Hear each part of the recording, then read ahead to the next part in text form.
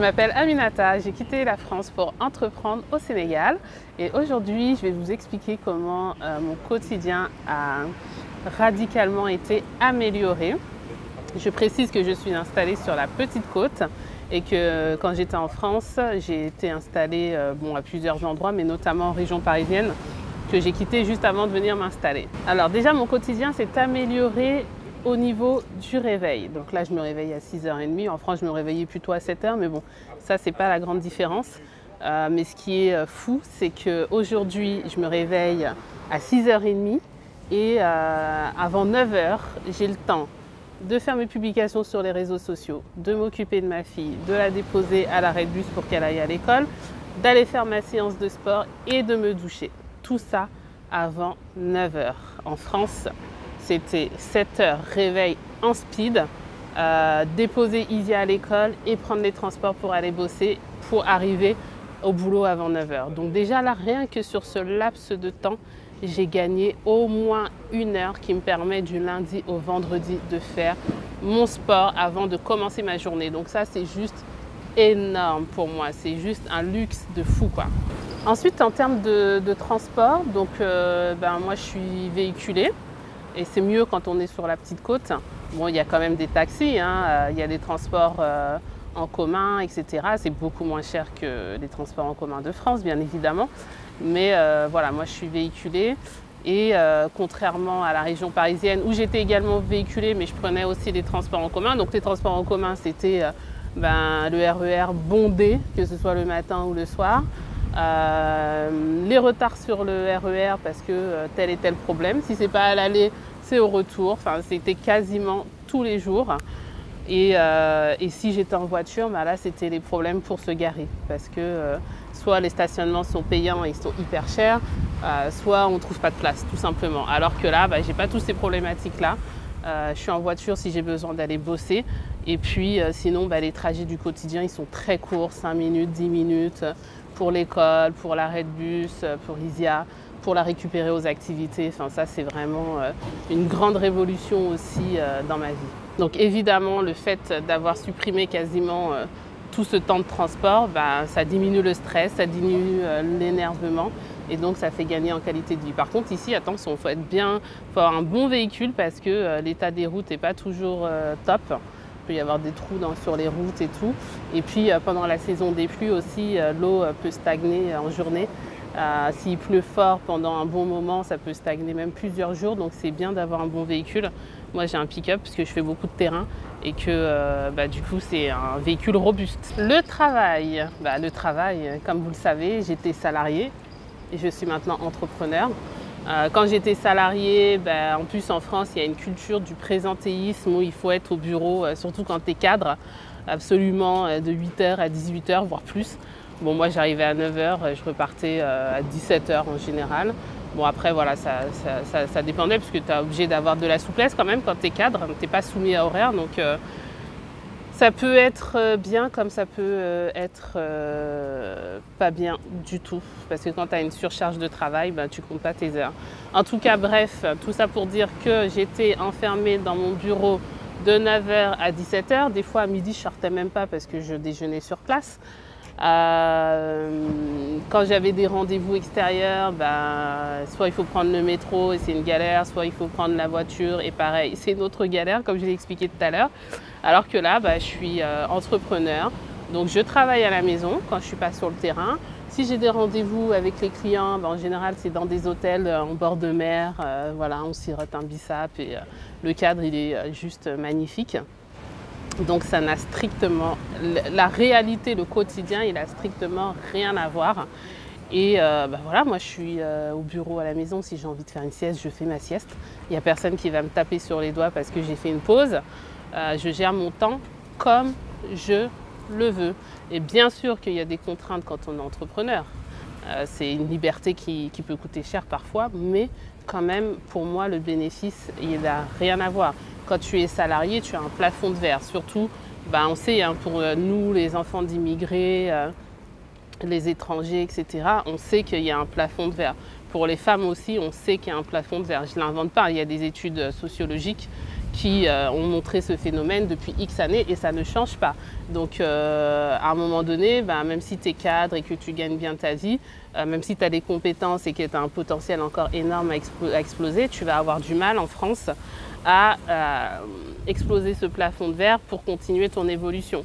Alors que quand tu es entrepreneur, tu as un champ des possibles qui s'ouvre à toi. Moi aujourd'hui j'ai 2 entreprises et d'autres projets aussi en perspective et il n'y a rien qui peut me limiter en fait dans mon évolution. Ce qui prend beaucoup de temps aussi dans le quotidien, ce sont les tâches ménagères. Alors quand tu te tapes 2h30 voire 3 heures de transport par jour, que le soir tu dois courir récupérer tes enfants à la crèche ou à l'école, machin, tu rentres, il est 18h30, il faut faire à manger, il faut faire... ouais, le soir c'est surtout faire à manger, passer un coup, le ménage c'est surtout le week-end, mais bon, tu as quand même un entretien quotidien à faire et mine de rien, ça peut prendre beaucoup de temps. Quand tu vis au Sénégal et que pour moins de 5 € de l'heure, tu peux avoir une femme de ménage, ou d'une manière générale un personnel de maison, ça te change la vie. Tu rentres chez toi le soir, même si tu fais à manger, ça peut être rapide. Et si tu n'as pas envie de faire à manger, que tu as envie de te faire livrer, franchement, tu peux même pour 1500 francs avoir un bon plat de riz et c'est très bon. Donc voilà, là j'ai gagné énormément de temps sur cet aspect-là. Je n'ai plus à faire moi-même mon ménage. Donc ne plus avoir à faire moi-même mon ménage, je gagne 6-7 heures dans ma semaine. Et ça, c'est du temps que je peux consacrer pour la famille, pour le boulot, pour les loisirs, tout simplement du temps que je peux me consacrer. Et en France, c'est possible de prendre une femme de ménage, moi je l'ai déjà fait, mais bon, ça va coûter beaucoup plus cher. Si tu la déclares pas, tu es en travail au noir, donc tu prends un risque. Si tu déclares, c'est toute une paperasse, tu payes des impôts pas possibles dessus. Bon, c'est plus compliqué, même s'il y a tu peux avoir des réductions d'impôts, des choses et tout machin. Franchement, voilà, c'est vrai qu'ici on a un secteur de l'informel, alors qui présente des avantages, clairement, en tant qu'employé, tu as une souplesse, etc. Après, attention, il ne faut pas non plus tomber dans l'exploitation du personnel de maison en sous-payant, en abusant sur la charge de travail, etc. Ça, c'est vraiment une discipline à avoir parce que les salariés, les gens qui bossent à la maison ne sont pas toujours bien couverts, n'ont pas toujours une assurance maladie, etc. Et du coup, quand on gagne du temps sur les transports, quand on gagne du temps sur les tâches ménagères, ça veut dire qu'on récupère du temps pour la vie familiale. C'est vrai que quand j'étais en France, on rentrait à la maison pas avant 18h. Ça pouvait être même 18h30 avec Isia. Là, Isia, elle est à l'école jusqu'à 15h. Après, c'est les activités périscolaires jusqu'à 16h30 ou 17h. Et étant donné que tout est à proximité, à 17h, on est à la maison. Et du coup, jusqu'à 20h30, l'heure de se brosser les dents, lire l'histoire et se coucher, on a le temps de profiter. Et ça, c'est vraiment un truc qui est appréciable parce que moins de stress, moins de pression, ça te permet de mieux profiter de la famille aussi. Parce que quand tu rentres et que tu es énervé par les transports, forcément, tu n'arrives pas forcément de bonne humeur à la maison. Et ça, c'est pas très cool. Alors que quand tu as bossé à la maison, au calme, ou même quand tu es allé en rendez-vous à l'extérieur, mais que tu as profité de l'air marin, tes relations avec la famille sont beaucoup plus apaisées, puisque toi-même, tu es beaucoup plus apaisé. Alors, pour les activités sportives et culturelles, c'est pareil, du coup, plus de temps. Donc moi, comme je vous ai dit, je vais faire du sport tous les matins.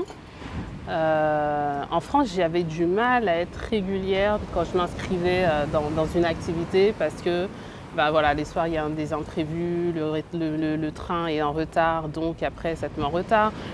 Ou alors, c'est un peu plus tard dans la soirée, il faut payer une nounou et ça coûte cher. Donc sur un budget mensuel, ça peut plomber. Vraiment des difficultés à être dans une continuité au niveau des activités. Alors qu'ici au Sénégal, c'est beaucoup plus facile parce que j'ai gagné beaucoup de temps sur les transports, sur les tâches ménagères entre autres. Et du coup, j'ai vraiment cette régularité où j'arrive tous les matins à faire mon sport. Parfois, je n'y arrive pas parce que c'est des histoires d'horaires où j'ai des rendez-vous, machin et tout. Mais comme j'organise mon temps comme je veux, je fais toujours en sorte d'avoir ce moment pour moi avant 9h. Donc ça, c'est vraiment chouette. Au niveau des activités pour Isia, bon, elle était quand même inscrite dans des activités régulières, même depuis la France, mais c'est vrai que là, par exemple, elle fait de l'équitation. Ça me coûte 50 000 francs par mois. En France, je ne sais pas si j'aurais pu l'inscrire à l'équitation, c'était beaucoup, beaucoup plus cher. Donc là, vraiment, c'est chouette. Et puis, il y a une diversité de l'offre en termes d'activités pour les gamins. Il y a de tout. Ils peuvent faire du roller. Ils peuvent faire des activités manuelles, de la musique, un peu de tout. Bon, la même offre que je trouve en France, je la retrouve ici. Donc ça, c'est quelque chose qu'on apprécie, voilà, et sur lequel on n'a pas perdu en termes d'activités périscolaires. Et puis en plus, comme on est dans une zone touristique, donc moi j'habite à la Somone, à côté il y a Ngaparou, il y a Sali, etc. Il y a tout un tas d'activités aussi, genre scooter de mer, quad, karting, bateau, des balades en bateau, en pirogue ou en bateau, la pêche. Voilà, il y a plein d'activités à faire comme ça le week-end. Et ça aussi c'est agréable puisque on a du soleil toute l'année, donc toute l'année on peut profiter de ces activités de mer, de ces activités en extérieur, etc. Donc ça c'est vraiment très sympa. Après bon, les gens qui aiment bien sortir, il y a une vie nocturne, c'est surtout à Sali. Moi c'est pas mon truc, je ne sors pas le soir, je me couche hyper tôt en plus parce que j'ai des journées chargées, je travaille beaucoup. Donc le soir, voilà, même le week-end, je me couche tôt en général. Moi j'aime bien aller au resto plutôt en journée à midi, soit pour faire une pause, soit parce que c'est le week-end et puis voilà, j'ai envie de me poser et tout. Mais bon, voilà, je ne sors pas la nuit, je ne sors pas en boîte, etc. Donc ça peut manquer au fêtard. Mais Dakar, qui a une plus grande activité nocturne, n'est pas très loin. On est à 1 heure de Dakar. Donc c'est facile aussi d'y aller, même pour la semaine ou un week-end, et profiter un peu plus voilà, de cette richesse culturelle, des concerts, des choses comme ça. Bon, moi j'ai quand même vu le concert de Wally Seck ici à Hambourg, c'était beaucoup moins cher qu'à Dakar, mais c'est vrai que bon, c'est pas assez, il n'y a pas assez de concerts et tout ça, je reconnais que là-dessus il y a quelque chose à développer d'ailleurs. La vie sociale, comment ça se passe La vie sociale, personnellement je suis assez isolée parce que j'ai pas ma famille ici. En plus, avec le Covid, les gens n'ont pas pu venir depuis l'année dernière parce que les frontières sont fermées, parce que c'est compliqué, etc. Donc ça, pour moi, c'est vraiment la difficulté de ne pas avoir l'opportunité d'aller plus régulièrement en France pour voir la famille et que la France puisse venir plus régulièrement. Mais ça, c'est vraiment lié au contexte parce que sinon, les billets ne sont pas très chers, on n'a pas besoin de visa, donc ça, c'est une facilité. Donc voilà, moi j'ai pas trop la famille, ce qui fait que aussi l'avantage par contre c'est que j'échappe au baptême, au mariage tous les week-ends. Ça c'est clairement pas mon truc, donc ça m'arrange par contre parce que c'est quelque chose de très important ici et souvent tu vas recevoir des invitations pour des événements familiaux le week-end, alors que forcément quand j'étais en France là j'avais la famille partout, mes meilleurs amis, etc. Donc une vie sociale beaucoup plus riche. Mais bon, en tout cas, quand même, sur la petite côte, il y a de plus en plus de repates. Là, dimanche dernier, on a fait un déj avec des repates. On était à une quinzaine avec les enfants et tout. Et c'était super chouette. Et on se rend compte qu'il y a vraiment de plus en plus de gens qui viennent s'installer sur la petite côte. Donc ça permet de rompre cet isolement qu'on peut connaître. Parce que même en tant qu'entrepreneur, c'est pas tous les jours facile. Ça demande vraiment d'avoir cette capacité à gérer sa solitude de l'entrepreneur. Donc avoir d'autres entrepreneurs aussi pareils qui arrivent, d'avoir créé le REPAD aussi, c'est pour ça. C'est pour sortir de cet isolement de l'entrepreneur. Il y a un autre élément qui fait que personnellement j'ai quitté la France, c'est le climat. Moi je n'en pouvais plus. L'hiver, je n'aime pas ça. Avoir froid pendant 6 mois, c'est juste pas possible. La grisaille, voilà, j'en pouvais plus. Honnêtement, le dernier hiver que j'ai fait, c'était la déprime totale.